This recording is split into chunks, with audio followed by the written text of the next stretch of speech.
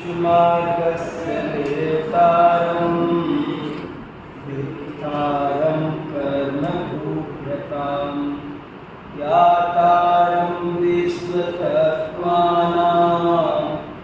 वन्दे तद्गुणलब्धये वन्दे तद्गुणलब्धये।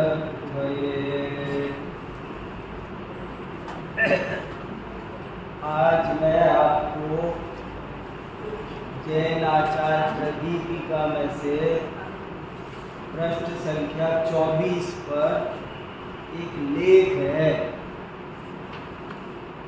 वो पढ़कर सुनाना चाहता हूँ। बहुत बढ़िया लेख है और कई बातें हमारी समझ में इस लेख से आएगी। छोटा सा लेख है लेकिन कई बातें इससे जैन आचार्यों का दृष्टिकोण, उनकी बात कहने का, समझने समझाने का क्या तरीका है, वो सब समझ में आएगा।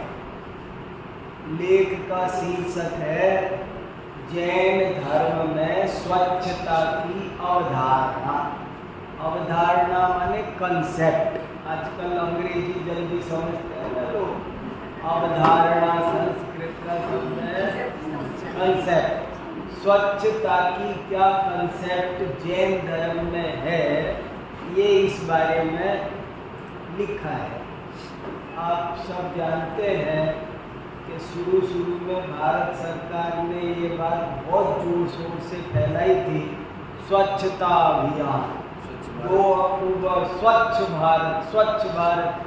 जगह जगह वो जो बहुत आंदोलन चला था, तब भारत सरकार में ये स्वच्छता अभियान कैसे बढ़िया से बढ़िया चलना चाहिए, इस पर विचार करने के लिए उन्होंने कुछ विद्वानों को भी बुलाया था। उन्होंने सोचा कि भाई ये स्वच्छता के बारे में हमारे पुराने शास्त्रों में, पुराने ग्रंथों में जरा क्या लिखा है और अपन को उससे क्या शिक्षा मिल सकती है, तो थोड़ा वो भी उस विषय के जो पुराने ग्रंथों के पंडित हैं उनको बुलाना चाहिए कि वेदों में क्या लिखा है और में क्या लिखा है। तो उन्होंने 10 विद्वान बुलाए थे और एक मीटिंग रखी थी कि ये स्वच्छता के बारे में आप लोग क्या सोचते हो। नेता जो सोचते हैं वो तो चिल्ला रहे, कह रहे हैं, लेकिन विद्वानों से पूछा कि आप लोग क्या सोचते हो स्वच्छता के बारे में, शास्त्र क्या कह रहे हैं स्वच्छता के बारे में, कुछ आप भी बताओ। तो सब अलग अलग धर्मों के, संप्रदाय के विशेषज्ञ उन्होंने बुलाए थे। तो जैन शास्त्र क्या कहते हैं स्वच्छता के बारे में, इस बारे में उन्होंने मुझको बुलाया। मैं गया था वहाँ पर। वो जो 10 आदमी की मीटिंग हुई भारत सरकार में कि स्वच्छता का क्या स्वरूप होना चाहिए और कैसे बात आगे बढ़ानी चाहिए, इस बारे में जैन शास्त्र जो 2-3 हजार साल पुराने हैं वे क्या कहते हैं, जैन आचार्यों का क्या मानना है। तब मैंने ये लेख लिखा था, वहाँ लेख भी दिया था और वहाँ पर इस लेख के आधार पर भाषण भी किया था, अपने सुझाव भी दिए थे कि ये स्वच्छता के बारे में जैन धर्म क्या कहता है, जैन आचार्य क्या कहते हैं और आप जो सोच रहे हैं उसमें क्या करेक्शन करना चाहिए, ये हमने उनको बताया। तो कुल मिलाकर के जो कुछ कहा उसका एक निष्कर्ष आखिर में लिखा हुआ है, वो लाइन निष्कर्ष पहले बता देता हूँ। हालांकि कुछ लोग कहते हैं निष्कर्ष पहले क्यों बताते हो, पर हम तो निष्कर्ष आपको पहले बता देते। निष्कर्ष हमने ये नारा दिया कि जैन धर्म कहता है सफाई रखना जरूरी है, सफाई करना मजबूरी है। अगले पेज पर आखिर में नीचे ही नीचे चौथे पेज नंबर 27 पर सबसे नीचे, पेज नंबर 27 पर। हाँ, और सबसे नीचे लिखा हुआ है बॉक्स में, सफाई रखना जरूरी है, सफाई करना मजबूरी है। मैंने वहाँ नारा दिया था कि ये नारा दो, और सफाई के बारे में जो हमारे प्राचीन ऋषि मुनियों का चिंतन है वो 2 लाइन में ये है। क्या है? सफाई रखो, सफाई करो। ये कहने में जैनाचार्यों को थोड़ा सा संकोच है। करो कहने में बात बदल जाती है, रखो कहने में बात ज्यादा सही है। ज्यादा सही बात यह है कि सफाई रखो, सफाई करो, करो मत चिल्लाओ। करो कहने में तो थोड़ा सा हमको झिझक है, ऑब्जेक्शन है। क्यों? सफाई करने को हम आलोचना का विषय मानते हैं, प्रायश्चित्त का विषय मानते हैं। झाड़ू ले जागा बुआरी, हे भगवान मैंने झाड़ू लेकर के बुआरी लगाई तो इसका मैं प्रायश्चित्त लेता हूँ, आपके सामने खेद करता हूँ। मैंने कहा सब लोग झाड़ू हाथ में ले करके फोटो खिंचवाते फिर रहे हैं। जैन धर्म कह रहा है कि झाड़ू लगाना वो पाप क्रिया है। झाड़ू लगाना कोई गौरव की बात नहीं है, धर्म की क्रिया तो है ही नहीं, वो पुण्य की क्रिया कहने में भी हमें थोड़ा संकोच है, क्योंकि झाड़ू लगाने से सूक्ष्म जीवों की हिंसा होती है, आरंभ होता है। तो क्या कहें कि सफाई रखो। जैसे देखो, जैन आचार्यों ने ये नहीं कहा कि दिन में भोजन किया करो, ये नहीं बोलते, किसी भी शास्त्र में नहीं लिखा कि दिन में कि दिन में नहीं, दिन में भोजन करो ऐसा कहीं नहीं लिखा। क्या लिखा है फिर? रात में भोजन मत करो। आप दोनों बात में अंतर समझो। रात में भोजन मत करो ऐसा तो वो कह रहे हैं, लेकिन दिन में भोजन करो ये नहीं कह रहे। क्यों? करोगे तो तुम अपने ही आप, हमारे मना करने से तुम, हम तो यही कहना चाह रहे हैं कि दिन में भी मत करो, दिन में भी मत करो, रात में भी मत करो। हम तो यही कहना चाह रहे हैं, लेकिन अब तुमसे ऐसे कहेंगे तो तुम भाग जाओगे यहाँ से। इसलिए हम तुमसे कह रहे रात को तो मत करो कम से कम। एक दफे की सही घटना है, 10 लक्षण के दिन थे और इंदौर में प्रवचन कर रहे थे एक बड़े पंडित जी।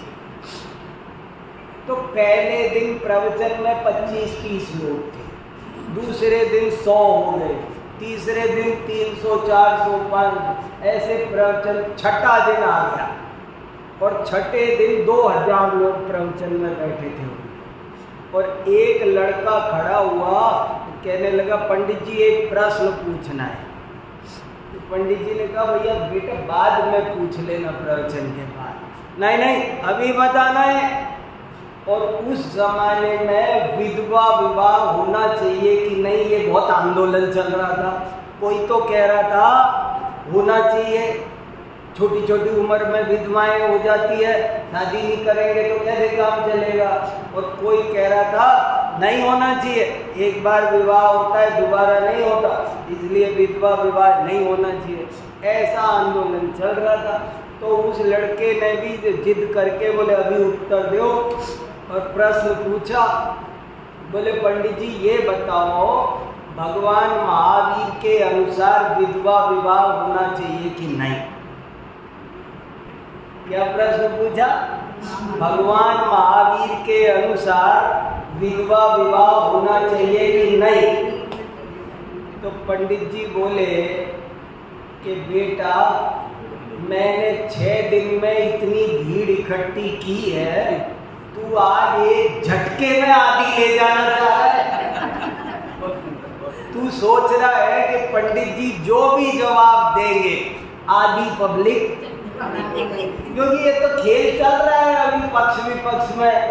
तो तू मैंने 6 दिन मेहनत करके भीड़ इकट्ठी की, तू आज एक झटके में मेरे से आधी भीड़ लेना चाह रहा है। देख बेटा, मैंने भी पूरब से पश्चिम, उत्तर से दक्षिण पूरे भारत में घूमता हूँ और मैंने भी कच्चे आटे की गोलियां नहीं खेली है। देख सुन, तू क्या प्रश्न पूछ रहा है, जरा अब उसका उत्तर सुन ले। क्या पूछा तूने, फिर से बोल। बोले प्रश्न है कि भगवान महावीर के अनुसार विधवा विवाह होना चाहिए कि नहीं। बोले सुन, आज उत्तम संयम धर्म का दिन और है।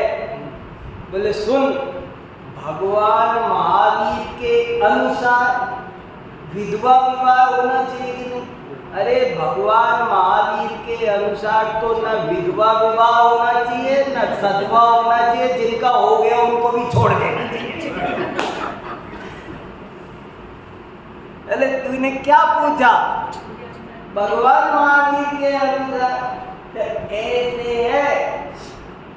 हमारे आचार्य सोच समझ के बोलते हैं, दिन में भोजन करो नहीं बोला, क्या क्या खाना चाहिए भक्ष्यों की सूची लिखी है शास्त्र में, बता दो। अभक्ष्यों की सूची लिखी है, 5 प्रकार के अभक्ष्य है, 22 प्रकार के अभक्ष्य है, और भक्ष्य क्या क्या है वो भी तो बता दो। बोले वो नहीं बताएंगे आप, हमारे हिसाब से तो तुम कुछ मत खाओ, पर कम से कम ये तो मत खाओ, जिनमें ज्यादा दोष है वो मत खाओ। ऐसे ही हमने कहा, देखो जैन आचार्य ये नहीं कहते हैं कि सफाई करो, वे ये कहते हैं सफाई रखो। क्या फर्क है रखो और करो में, बहुत अंतर है। देखो अभी आज मैंने वहां कहा उस मीटिंग में, जब 500 करोड़ सैंक्शन किए थे गवर्नमेंट ने देश में सफाई अभियान के लिए, तो मैंने कहा आप 500 करोड़ रुपए का क्या कर रहे हो, क्या कर रहे हो 500 करोड़ रुपए का। आपने कई सफाइयों की गाड़ियां खरीद ली है, कुछ और सफाई कर्मचारी लगा दिए हैं ड्यूटी पर, थोड़े से डस्टबिन इकट्ठे कर लिए हैं, जगह जगह डस्टबिन रखवा दिए हैं। तो इससे क्या होगा भाई, मेरे घर का कूड़ा निकल करके वहां पहुंच जाएगा गाजीपुर में, वहां पहुंच जाएगा ओखला में। आप वहां आकाश जितने 2-2 किलोमीटर ऊंचे पहाड़ लग गए कूड़े के, दिल्ली में 3 कूड़े के ढेर है बड़े बड़े, और अभी कूड़ा डालने को कहीं डंप की कोई जगह नहीं है। इतना कूड़ा इकट्ठा हो गया है, और उस कूड़ा का जो पहाड़ है ना, उसके पास में से आप नहीं गुजर सकते, इतनी बदबू आती है। आपने अपने घर का गली का कूड़ा निकाल के समझ लिया हम सफाई रखते हैं, सफाई रखते हैं। क्या सफाई रखते हो, धरती आकाश सब गंदा कर रहे हो। आप ऐसा कोई तरीका अपनाओ कि जिससे गंदगी पैदा ना हो, कूड़ा पैदा नहीं हो। मैंने कहा आप 500 करोड़ इस बात में खर्च कर रहे हो कि कूड़े को साफ किया जाए, 25 करोड़ मेरे कहने से इस बात में खर्च कर दो कि कूड़ा पैदा ना हो। पैदा नहीं होगा तो बेटर है। पहले के जमाने में, मैं एक छोटे से गांव का रहने वाला हूँ, मैंने खूब देखा है, आपने भी देखा होगा। हमारे गांव में सारे गांव का कूड़ा गांव के बाहर एक कूड़े का ढेर लगता था। हाँ, कूड़े पे वो कूड़े का ढेर लगता था, वो ढेर लगता था। सो जब बरसात आती थी तो वो सारा खेत में डल जाता था, खेत खत्म। कोई गांव में कोई कूड़ा नहीं बचता था, थोड़ा सा कूड़ा निकलता था और उसको कोई गाय खाती थी तो गाय को केले के छिलके तो गाय ने खा लिए। जो कुछ कूड़ा बचा थोड़ा बहुत वो बूढ़े के बन जाता था पूरे गांव का, और वो भी बरसात आते ही खेत में खाद के रूप में वो घर के ले जाते थे, काम आ जाता था, बिक जाता था, वो भी बिकता था और कुछ नहीं बचता था। और आज हमने कैसा विकास किया है, हम विकास कर रहे हैं। मैंने इसमें लिखा है विकास के नाम पर विनाश की आंधी चला रहे हो। आज कितना कूड़ा पैदा हो रहा है, छोटे छोटे पाउच, छोटे छोटे पाउच, और ऐसे पाउच की जो 500 साल तक गलेंगे नहीं, 1000 2000 साल तक गलेंगे नहीं। एक ट्रेन आके दिल्ली खड़ी होती है और उसमें ट्रक भर के कूड़ा निकलता है, इतनी थालियां, इतने गिलास, इतने क्या क्या हो, कितना हमने ई वेस्ट, प्लास्टिक का वेस्ट, हमने कितना, हम कूड़े का उत्पादन तो कर रहे हैं और कह रहे सफाई करो, स्वच्छता अभियान सफल हो। कहां से सफल होगा? आप कूड़ा पैदा करना बंद करो। एक और उदाहरण है बहुत अच्छा, सरकार जैसे कहे कि शराब बंद करो, तो बंद करो चिल्लाने से बंद होगी क्या? अरे शराब के ठेके तो सरकार के पास हैं, उनमें शराब बनाना बंद करो। जब ठेकों में शराब बनेगी तो वो बिके बिना मानेगी नहीं, चोरी छुपे बिके चाहे कैसे भी बिके, पर बिकेगी, और बिकेगी तो पीली जाएगी। अगर आप सचमुच शराब बंद करना चाहते हो तो चोर को नहीं, चोर की मां को पकड़ो। जैन आचार जड़ पर प्रहार करता है।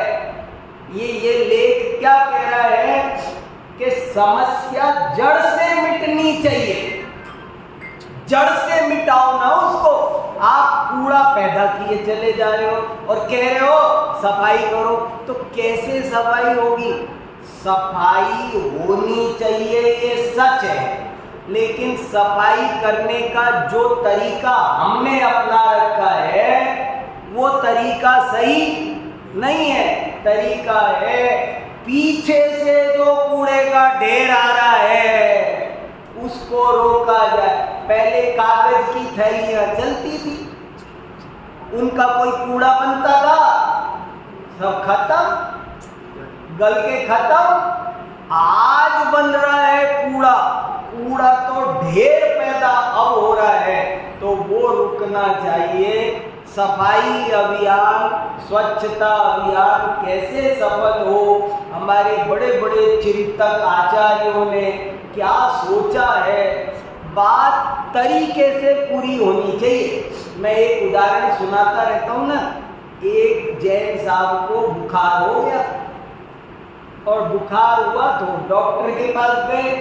डॉक्टर ने कहा जैन साहब हो गया बुखार, लो अब क्या करें? आप तो बड़ा कहते हो मच्छर नहीं मारना चाहिए, मच्छर नहीं मारना चाहिए, अब हो गया ना बुखार, लो अब क्या करें? आपको मार दे कि मच्छर को मारे? अब तो बोलो मच्छर मारना चाहिए कि नहीं, कि मर जाने दे तुम्हें? तो वो जैन साहब बोले कि देखो डॉक्टर साहब, मैं आपसे बहस नहीं कर सकता, मेरे को तो महावीर भगवान ने जो सिखाया है उतना सा मुझे आता है, आपको बहस करनी हो तो महावीर भगवान से बात करो। तो फोन मिला दिया महावीर भगवान से, काल्पनिक दृष्टांत है हमारी फैक्ट्री का। तो महावीर भगवान को फोन मिला दिया। महावीर भगवान बोले हाँ बोलो भाई, कैसे बात की? तो बोले साहब वो बात ये है कि आप कहते हो मच्छर नहीं मारना चाहिए, और नहीं मारते हैं तो मलेरिया और बुखार हो रहा है। मारते हैं तो हिंसा हो रही है, हम तो धर्म संकट में पड़ गए, अब आप बताओ क्या करें। तो महावीर भगवान ने जो उत्तर दिया वो ध्यान से सुनने लायक है। उन्होंने कहा, रे भले आदमी, मैंने तुमको जो बात कही थी वो तुमने पूरी नहीं सुनी। मैंने तुमसे कहा था रात को खाना मत खाया करो, रसोई में झूठन मत फैलाया करो, कूलर में पानी मत छोड़ा करो। अगर तुम मेरी पूरी बात मानते तो मच्छर पैदा ही नहीं होते, ना मारना पड़ता, ना बुखार होता। देखो, काम करने का तरीका सीखना है। हमारे तरीके में गड़बड़ है, हमारा डिफेक्ट है। हम हर काम को गलत तरीके से करते हैं और बिगाड़ देते, बाद में कहते अब बताओ हम क्या करें। तो तुमने बिगाड़ तो बुरी, सुनते तो पूरी बात हो नहीं। तो ये बात इस दृष्टि से ये लेख बहुत इम्पोर्टेंट है। यदि इतनी सब बातें आपको ध्यान में रहेगी तो बहुत जल्दी समझ में आएगा। बहुत मेरा प्रिय लेख है, खास लेख है, अच्छा, वो बहुत एक नया दृष्टिकोण देता है। इस ढंग से कोई सोचता नहीं है, हाँ सफाई होनी चाहिए, क्या होनी चाहिए, ऐसा काम करो कि सफाई की जरूरत ना पड़े। गंदगी क्यों करो, गंदा करना ही क्यों, और मजबूरी में कोई हो। इसलिए देखो अंत में कितना बढ़िया वाक्य लिखा, सफाई रखना जरूरी है और सफाई करना मजबूरी है, मजबूरी होनी चाहिए। अब आप लेख सुनो, बहुत बढ़िया बात है, बहुत बढ़िया विषय है। स्वच्छता आज का एक ज्वलंत विषय है, करंट टॉपिक। भारत सरकार के निर्देशों पर आज सर्वत्र बड़े ही व्यापक स्तर पर स्वच्छता अभियान चल रहा है। प्रस्तुत लेख में विचारणीय है कि स्वच्छता के संबंध में जैन धर्म क्या कहता है। वैसे तो सभी चिंतकों की तरह जैन चिंतक भी स्वच्छता को सभी दृष्टियों से बहुत अच्छा कहते मानते हैं।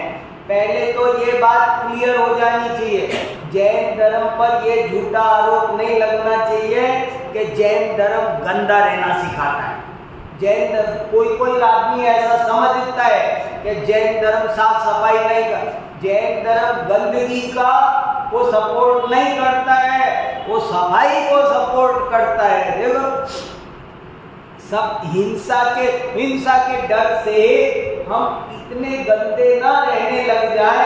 मैं तो नहाऊंगा ही नहीं, कपड़े ही नहीं धोऊंगा, मैं तो सब सफाई ही नहीं रखूंगा, घर में झाड़ू लगाएंगे तो हिंसा होगी। ये अति है।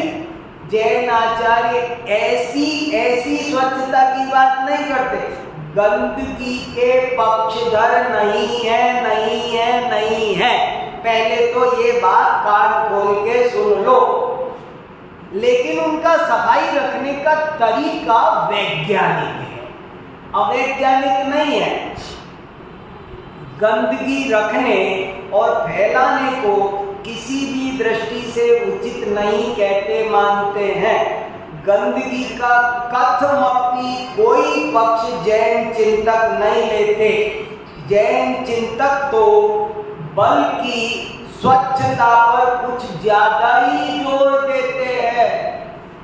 मुनि महाराज सब कुछ छोड़ देते हैं पर पिच्छी रखते हैं। जैन धर्म में सफाई का कितना बड़ा महत्व होगा कि जिन्होंने जो तिलतुस मात्र परिग्रह नहीं रखते वो भी बोले पिच्छी तो रखेंगे। देखो सुनो, जैनों की स्वच्छता या शुद्धता की बातें विश्व प्रसिद्ध है, सिद्ध करने की जरूरत नहीं है, हर आदमी जानता है। मेरे कई मित्र ऐसे हैं जो किसी के घर पानी नहीं पीते, लेकिन हमारे घर खुश होकर के भोजन कर ले, और आपके यहाँ कर लेंगे। वो कोई नहीं करते, बहुत कट्टर हैं। कहीं पानी तक नहीं पीते। लेकिन हमारे घर आते हैं जैन के, बोले साहब जैनों के घर में क्यों? जैन घरों में शुद्धता स्वच्छता का आज भी नाम है, प्रतिष्ठा है, और अब वो प्रतिष्ठा गिरनी नहीं चाहिए। जैनों की प्रतिष्ठा है, दुनिया जानती है। जैनों के घर में एक मथुरा के पंडित जी आते हैं हमारे घर में कभी कभी, वो कहीं कुछ नहीं लेते, लेकिन हमारे घर आते हैं तो कहते हैं आप जो खिलाओगे वो खा लेंगे खुशी खुशी। क्यों? बोले आपके घर में शुद्ध मिलता है।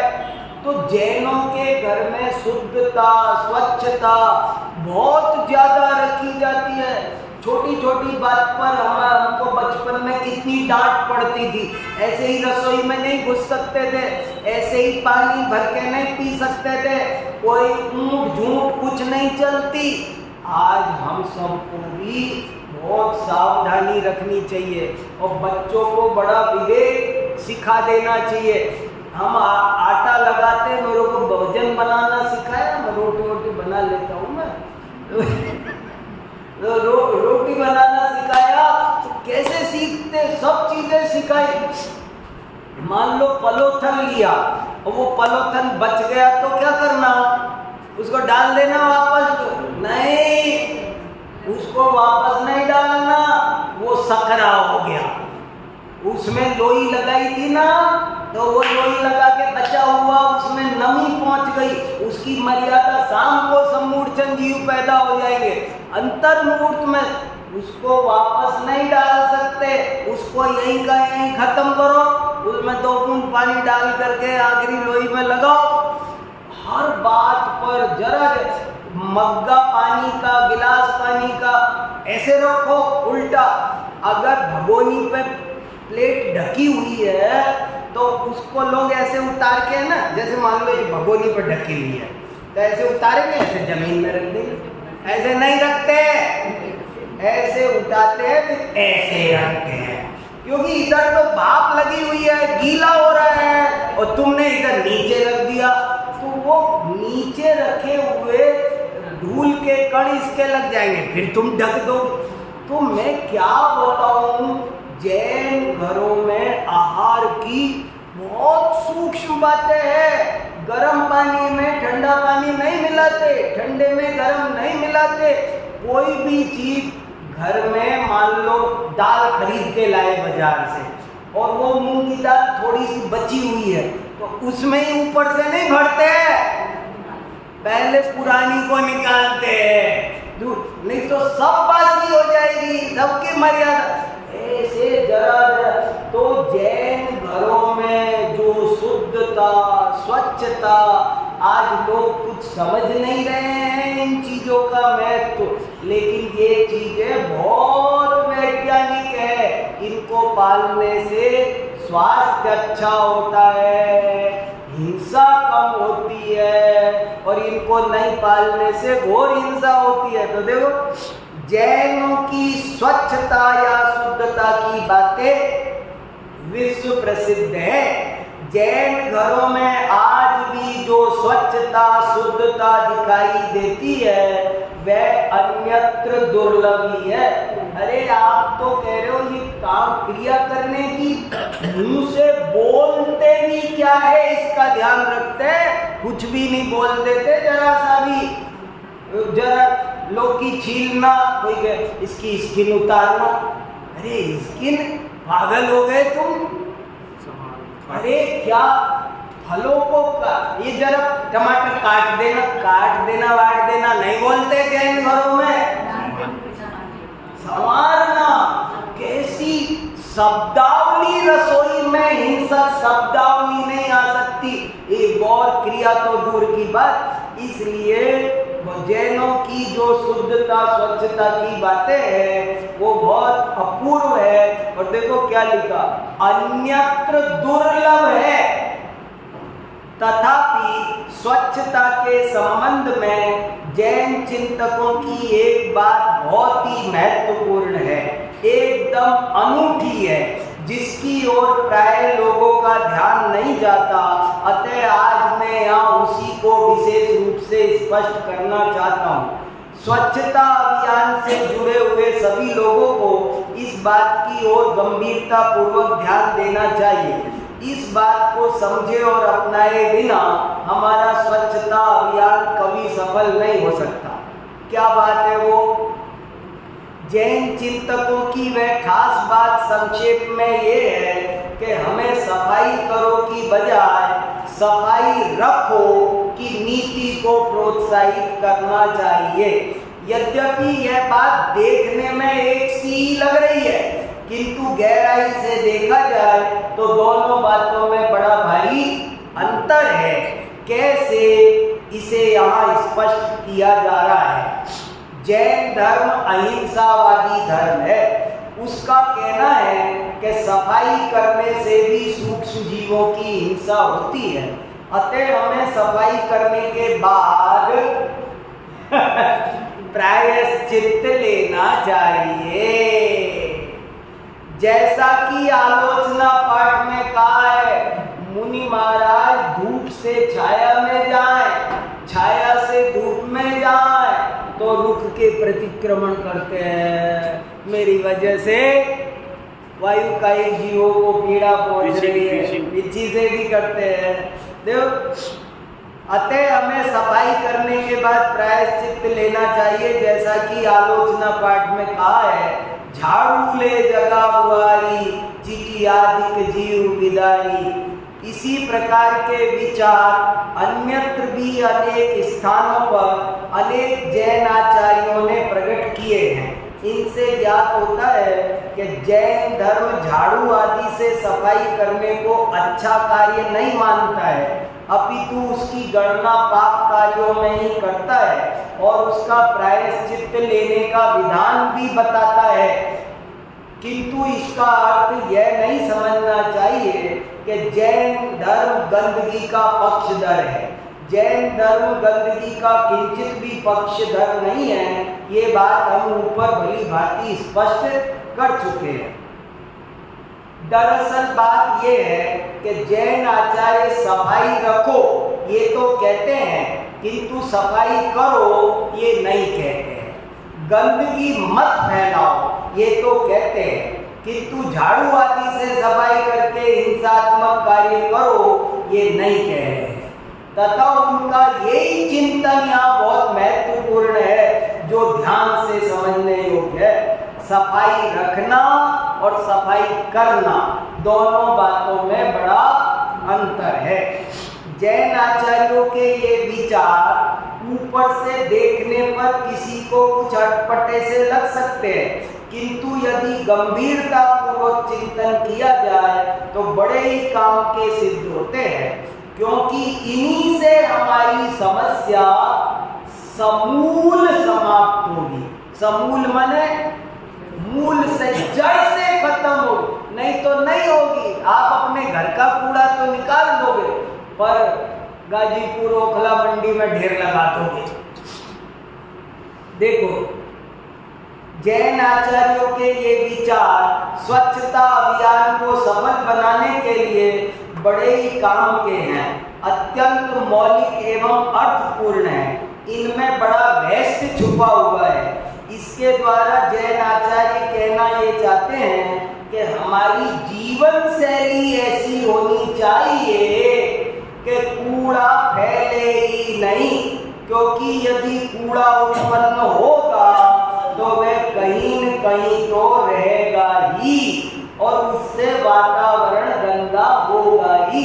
मेरे घर का ना सही, दूसरे के घर का सही, पर होगा तो सही।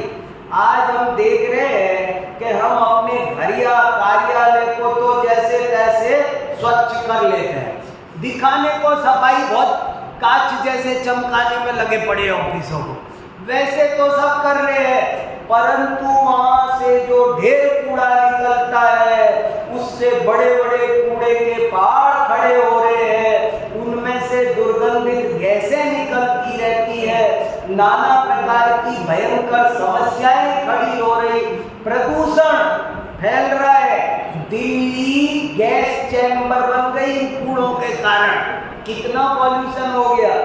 वर्तमान में दिल्ली को ही देख लीजिए, यहाँ भलस्वा और गाजीपुर में तो दो बड़े बड़े कूड़े के पहाड़ बनी गए।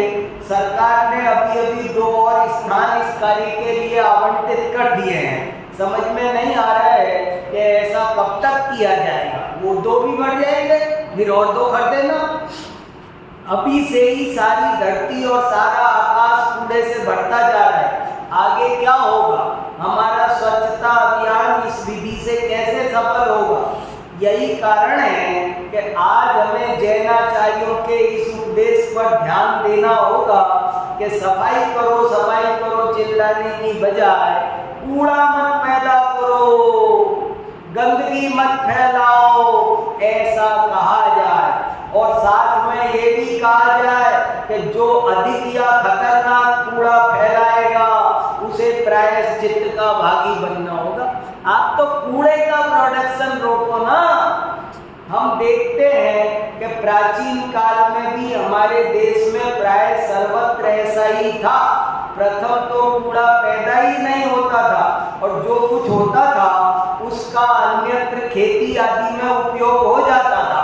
पर आज हमारी जीवन शैली बहुत खराब हो गई है और हम विकास, पैकिंग, लुकिंग आदि के नाम पर बहुत अधिक एवं बड़े ही खतरनाक कूड़े का उत्पादन कर रहे हैं। सुंदर पैकिंग होनी चाहिए, पैकिंग में भी पैकिंग, जरा जरा सी चीजें, कितने बड़े बड़े डिब्बे आते। दिवाली पर देखो ढेर गिफ्ट के मोटे मोटे पैकेट लेके जाओ प्लास्टिक। कितना ढेर कूड़ा पैदा हो रहा है, पैकिंग बहुत आ रही है दिखाने के नाम और क्या। और उसको दिखाने के लिए तो ऊपर तो माल जरा सा है और नीचे तक ऊपर तक देखो ये दिखाएंगे मैंने इतना बड़ा डिब्बा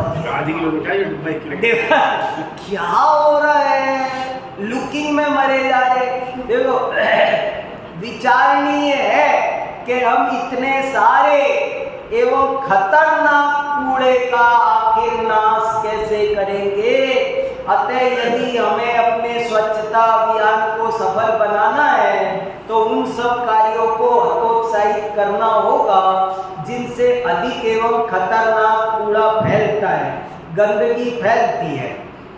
यद्यपि ये संभव नहीं है कि कूड़ा बिल्कुल ही पैदा न होगा, अवश्य होगा और हमें उसकी सफाई भी अवश्य करनी ही होगी, अन्यथा अधिक गंदगी फैलेगी। परंतु फिर भी सफाई करने की बजाय सफाई रखने वाली अवधारणा को हमें बहुत अधिक प्रोत्साहित करना होगा, तभी हमारा स्वच्छता अभियान सही अर्थों में सफल होगा। यूं ही विकास के नाम पर विनाश की आंधी चलाना उचित नहीं है। तुम विकास कर रहे हो कि विनाश कर रहे हो?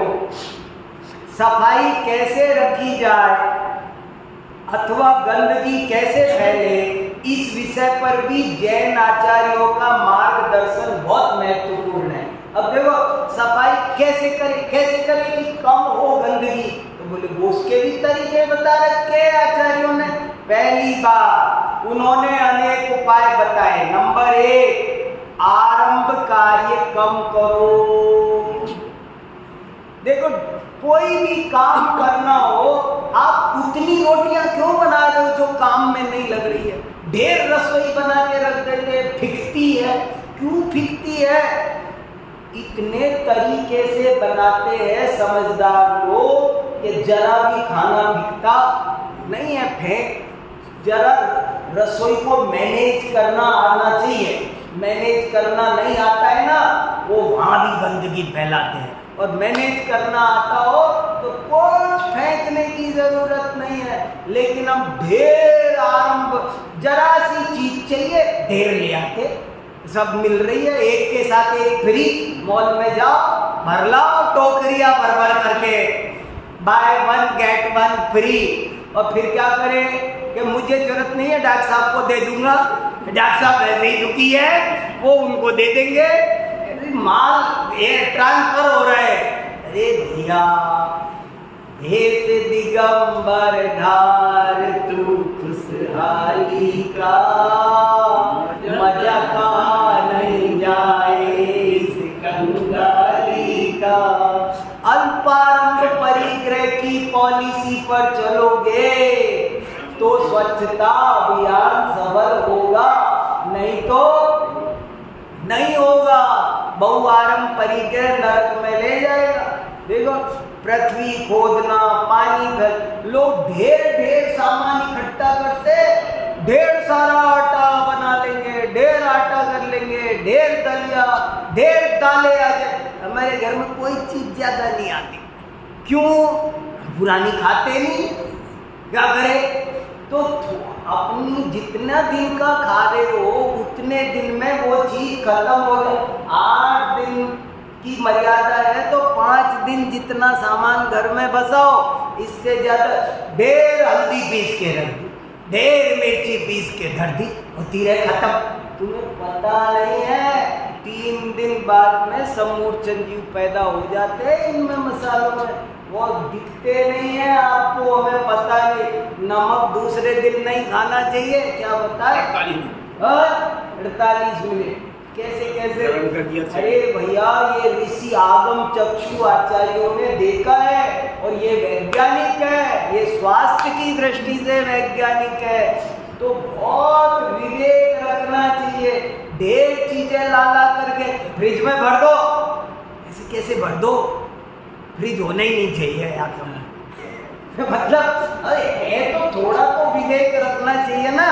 जो आरंभ कार्य कम से कम किए जाए। आरंभ जैन दर्शन का एक विशेष पारिभाषिक शब्द है। जिन कार्यों से जीवों को पीड़ा पहुंचे उन्हें आरंभ कहते हैं। बहुत आरंभ करने से बहुत गंदगी फैलती है। अब क्या होगा? आप ले आए 2 किलो बादाम और न खा रहे हो न किसी को दे रहे हो, भी नहीं जाती और खाते भी नहीं है, फिर क्या होता है? धन की गतियां 3 है, दान भोग और नाश। दान भोग यदि ना किया निश्चय हो यदि ना, फिर लटे पड़ जाती है। कौन भागी है उस दोष का? आपको पता है? उस दोष परिग्रह हिंसा का पाप की हमको क्या पता इस दलिये में सुरसुली पड़ जाएगी। अरे तुमको दोष लगेगा, ये जो इतनी हिंसा हो तुमने रखा ना इतने दिन, अपने निमित्त से इतने जीवों की हिंसा। जैन धर्म मिल गया और फिर भी माथे पे पाप बांध रहे हैं, हम अभागे हैं। बहुत सावधानी रखनी चाहिए, कोई भी चीज फालतू इकट्ठी नहीं करनी चाहिए। फालतू चीजें इकट्ठी, कपड़ा ये कुर्ता पहना, जाके रख दो इसको तय करके, 15 दिन बाद फिर पहनो। अरे इसमें जो पसीने आ गए समूर्छन जीव, इसी को तुझे पहनना है, कल और पहन ले। रखना तब जब धुल जाए। गंदे कपड़े रखने नहीं चाहिए। गंदे कपड़ों में पसीना होने से समूर्छन जीव पैदा हो जाते हैं। बहुत जरा सी चीज में हमें तो याद है, बहुत हमारे माताजी पिताजी ने खूब एक बात सिखाई। अब आजकल नए बच्चों को सिखाना बड़ा कठिन हो रहा है, लेकिन पर थोड़ा तो ध्यान अपन रख सकते हैं। देखो, परिग्रह कम से कम इकट्ठा किया जाए। अनावश्यक परिग्रह इकट्ठा करने से बहुत गंदगी फैलती है। अनावश्यक वस्तुएं काम नहीं आ पाती, खराब हो जाती है। परात में आटा लगाते ना, तो हम ऐसा लगाते कि आप आटा उठा लो, पता ही नहीं चलेगा परात में आटा लगाए। फिर एक आदमी ऐसा लगाएगा सारी परात सान के धर देगा, वो मांजने में ज्यादा पानी लगेगा। कितने हर चीज को काम को करने का तरीका होता है, और अपने से जितना यथाशक्ति, मैं ये नहीं कह रहा जबरदस्ती, पर जितना पॉसिबल हो उतना सुधार करना चाहिए। शुद्ध सात्विक शाकाहारी भोजन किया जाए। भोजन की कच्ची पक्की सारी सामग्री अत्यंत सीमित मात्रा में अत्यंत सावधानी से रखी जाए, भोजन वेस्ट ना किया जाए। बच भी गया तो समझदारी से खाने वालों की कमी नहीं है। तो बहुत लोग हैं खाने वाले, किसी न किसी को खिला दो, पशु पक्षी को खिलाओ, पर उसको सड़ने दोगे तो जीव हिंसा का पाप हमको लगेगा। उसे जल्दी खत्म करो, बाद में काम आ जाएगा। बाद में खुद भी नहीं खाते, फिर वो खराब हो जाता है।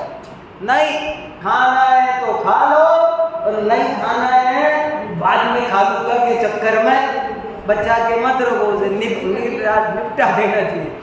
नदियों को पवित्र रखा जाए, उनमें घुसकर स्नान धोवन आदि न किया जाए, नदियों बिच चीर दुआए। इसी प्रकार के और भी अनेक उपाय बताए हैं। यदि हम इन सब उपायों पर गंभीरता पूर्वक ध्यान दें तो सहज ही गंदगी कम फैलेगी और हमारा स्वच्छ भारत अभियान पूर्ण सफल हो जाएगा। जैन शास्त्रों में स्वच्छता के बहुत सारे सूत्र मिलते हैं। अल्पारम परिग्रह आपको सुनाया, यत्नाचार प्रवृत्ति करो, अनर्थ दंड से तो बचो, कम से कम आप नहा लो, कोई मना नहीं कर रहा, पर नहाने के बाद तो नल बंद करो। फालतू में नल खुला है, पानी फालतू फैल रहा है तो गंदगी फैलेगी। देखो मुनि महाराज के 5 समितियां होती है, वो 5 समितियां स्वच्छता अभियान की है। हमारे जैनों की पूजा पद्धति देखो, आप औरों के मंदिरों में चले जाओ और जैनों के मंदिर की यहाँ की साफ सफाई बता दो, दूसरों के मंदिरों की साफ, आप ढेर गंदगी फैल रही होगी, फूल पड़े हैं, क्या पड़े, क्या ढेर मंदिरों में गंदगी होती है वो। लेकिन जैन मंदिरों में आप देखो, भगवान की वेदी के पास भी वहाँ बर्फी चढ़ेगी, लड्डू चढ़ेंगे, तोड़े जाएंगे, फोड़े जाएंगे, वही तोड़ करके पंडित जी को आपको दे। नहीं, ये सब कुछ नहीं। तो जैन धर्म कितना स्वच्छतावादी दर्शन है, ये मैंने वहाँ मीटिंग में रखी ये बात, और वही आपको मैंने बताई है कि जैन आचार्यों ने स्वच्छता के बारे में बहुत सीरियसली सोचा। हमारे घरों में कोई बासी भोजन नहीं बचता है, हर चीज की मर्यादा, अंतर्मूर्त सुन करके आपको लगेगा हे भगवान कितनी सूक्ष्म बात है, देखो तो सही। और जितने भी जैन शहर थे इतिहास में, वैशाली की सफाई विश्व में प्रसिद्ध है। अयोध्या की सफाई पढ़ो महापुराण में, कितना साफ सुंदर नगर था। तो ऐसे करके, और एक अंदर की बात यह है कि स्वच्छता केवल बाहरी चीज नहीं है, मन की चीज है। शुद्धि को जैन आचार्यों ने 2 भागों में बांटा। स्वच्छता 2 प्रकार की, एक बाह्य स्वच्छता और एक अंदर की स्वच्छता। ऐसे नहीं बाहर तो सफाई रख ली और अंदर मन गंदा, बोले नहीं, मन की सफाई भी करो, वो प्रतिक्रमण से होगी, प्रायश्चित से होगी। तो ऐसे अंतरंग बहिरंग सब प्रकार की स्वच्छता को अपनाओ और सुंदर जीवन जियो। तुम्हारा जीवन स्वच्छ सुंदर होगा तो परिवार का होगा, समाज का होगा और पूरे राष्ट्र का होगा।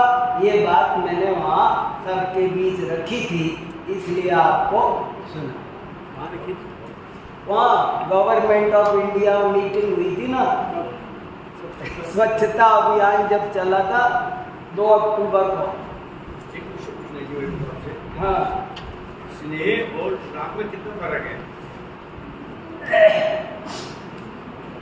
वैसे एक ही बात है।